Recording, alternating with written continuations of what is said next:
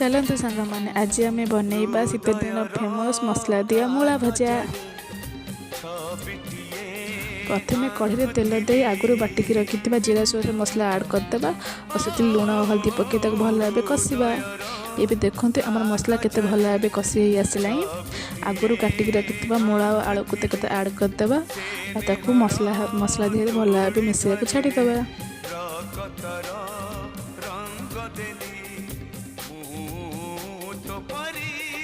देखते आलू और मूला मसला सहित केते भल भाव मिसीगला। आम कि पानी ऐड कर सीझापी छाड़ीदे। ये भी देखते मूला और आलू भल भाव सीझी आसला और पानी मानिया छाड़ीदे। ये देखते पानी भल भाव मरीगला। आम मसला दिया मूला आलू भजा तैयार हो गला।